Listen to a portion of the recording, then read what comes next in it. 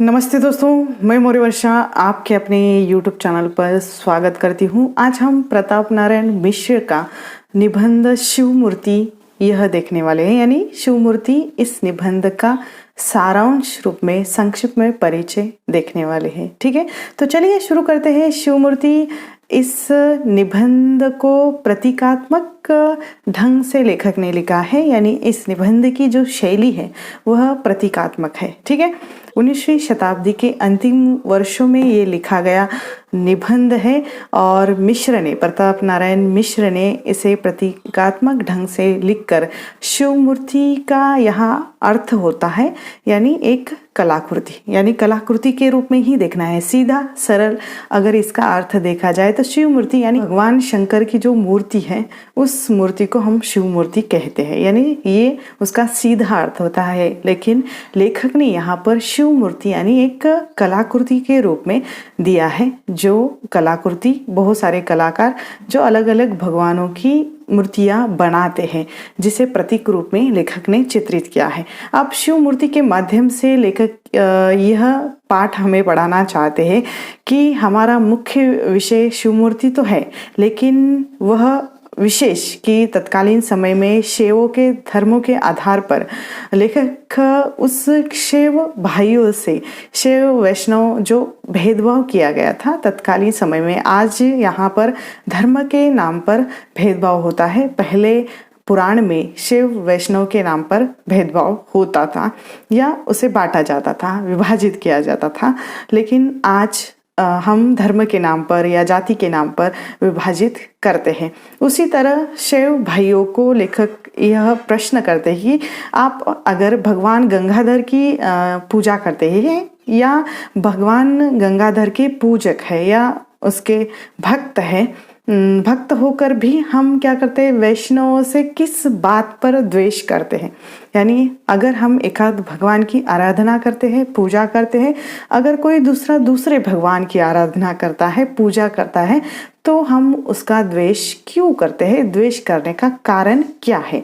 लेखक का कहने का अर्थ यहाँ ये है कि आज भी वर्तमान में जाति के आधार पर, धर्म के आधार पर बहुत सारी सांप्रदायिकता हमारे यहाँ पर दिखाई देती है, यानी भेदभाव हमारे यहाँ पर दिखाई देता है, क्योंकि धर्म और ईश्वर के नाम पर आज भी समाज में उन्माद, अराजकता फैली जाती है और वह होती भी है। असल में पहले बात यह थी कि पुराण में शैव, शाक्त, वैष्णव के आधार पर भेदभाव होता था।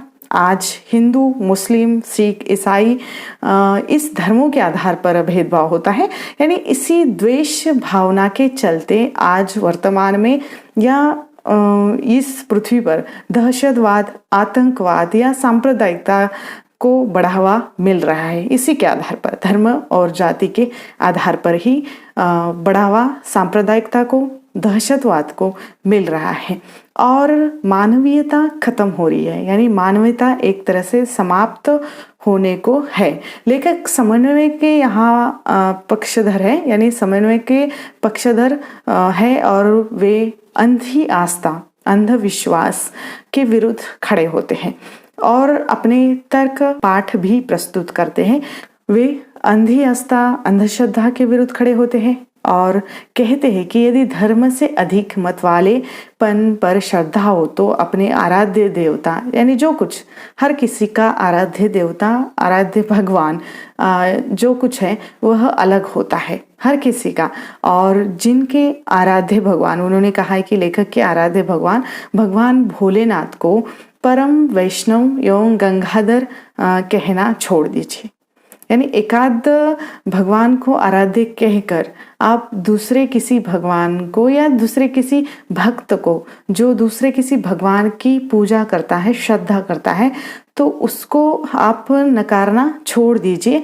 उनके अनुसार शैव वही धर्म हो सकता है जो वैष्णव मात्रों को अपना देवता समझे। यानी एकता की बात लेखक ने यहाँ पर की है, यानी शैव हो या वैष्णव हो, हर कोई देवता का पूजक है, भक्त है, तो हमने उसको अलग नहीं समझना है, वह एक ही है। अगर जो अलग समझता है तो वह शैव नहीं है, ना ही वह वैष्णव है। इसीलिए लेखक ने कहा है कि हर किसी का, यानी सबका मालिक एक है। एक तरह से भगवान सभी का एक है, उसके स्वरूप अलग अलग है, ऐसा कहा है। इससे शिवों का शाक्तों के साथ विरोध अयोग्य है, यानी शैव और वैष्णव या शैव या शाक्तों के साथ जो कुछ विरोध आपसी रहता है, जो बैर रहता है, वह विरोध अयोग्य लेखक को लगता है।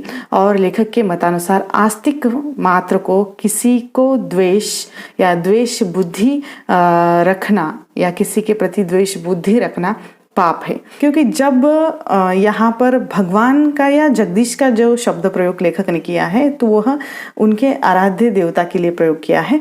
और सब हम भगवान की ही प्रजा है, सब हमारे खुदा की ही बंदे हैं, यानी एक ही भगवान के या एक ही जो निर्माणकर्ता जो है उसके हम संतान हैं, बंदे हैं। इस नाते सभी हमारे आत्मीय बंधु होते हैं। किसी से द्वेष करना यहाँ अयोग्य सिद्ध हो सकता है। यहाँ लेखक ने विश्व बंधुत्व का संदेश दिया है। लेखक पौराणिक दंत कथाओं के आधार पर तर्क प्रस्तुत करते हैं, यानी पुराण की जो कथाएं हैं उसका उदाहरण देकर लेखक यहाँ तर्क प्रस्तुत करते हैं और शैव वैष्णव में अंतर करना गलत है यह भी बताते हैं। यहाँ एक निम्न है और यहाँ दूसरा जो है उच्च वर्ग है।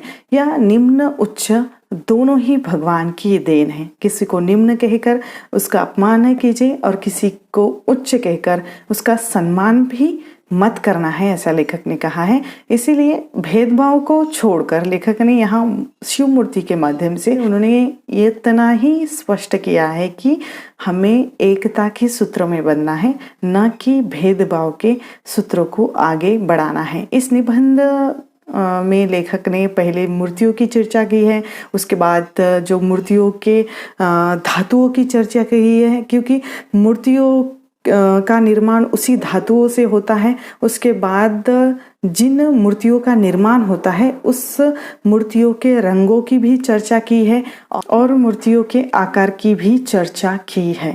अर्थात लेखक ने मूर्तियों के रंग, आकार, रूप सभी की चर्चा करते हुए मूर्तियों के माध्यम से लेखक ने इतना ही स्पष्ट किया है कि मानव की उत्पत्ति कैसी होती है, उसका रहन सहन, उसका जन्म मरण, यानी जन्म मरण की या जन्म मृत्यु की जो संकल्पना है वह प्रक्रिया स्पष्ट की है और मानवों में होने वाला आंतरिक भेदभाव दुराव का कारण भी लेखक ने स्पष्ट किया है। और लेखक ने अपने पाठकों को एक निबंध के माध्यम से संदेश भी दिया है, जिसमें वह कहते हैं कि हृदय मंदिर के प्रेम का प्रकाश है। हृदय मंदिर के प्रेम का प्रकाश है तो संसार शिवमय है, यानी अगर हमारे हृदय में प्रेम है, प्रेम बसा हुआ है, यानी मानवीयता बसी हुई है, तो संपूर्ण संसार हमें प्रेममय शिवमय दिखाई देता है, क्योंकि प्रेम ही वास्तविक शिव मूर्ति है, अर्थात कल्याण का रूप है। यानी शिव मूर्ति यहाँ किस अर्थ में आया है? प्रेम के अर्थ में। शिवमय और शिव मूर्ति, यहाँ पर ये दो शब्द प्रयोग लेखक ने किए हैं, जिसके माध्यम से हमें इतना ही समझना है कि यह वास्तविक हृदय का प्रेम है, मानवीयता है और मानवीयता के रूप में यहाँ शिव मूर्ति प्रकट हुई है। ना ही आंतरिक भेद, ना ही किसी से द्वेष बैर रखना है, अर्थात कल्याण का जो विश्व कल्याण की जो संकल्पना है वह लेखक ने इस निबंध के माध्यम से स्पष्ट की है। ठीक है, अब इस निबंध के जो निष्कर्ष निकलते हैं कि भारतीय मनीषा का जागरण लेखक ने इसमें किया है। भारत के शिक्षित वर्ग को भी संदेश दिया है कि किस तरह हम पढ़ लिख कर भी अंधविश्वासों की तरह धर्म का अनुकरण करते हैं और गलत परंपराओं को बढ़ावा देते हैं।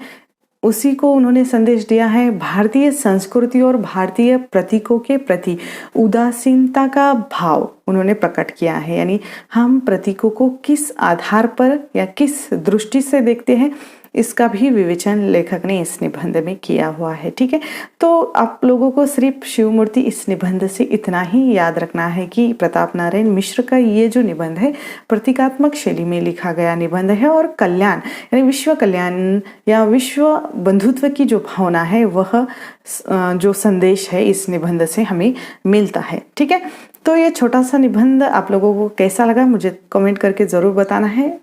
हम यहाँ पर रुकेंगे, जल्द मिलेंगे एक नए वीडियो में एक नए विषय के साथ। तब तक के लिए धन्यवाद।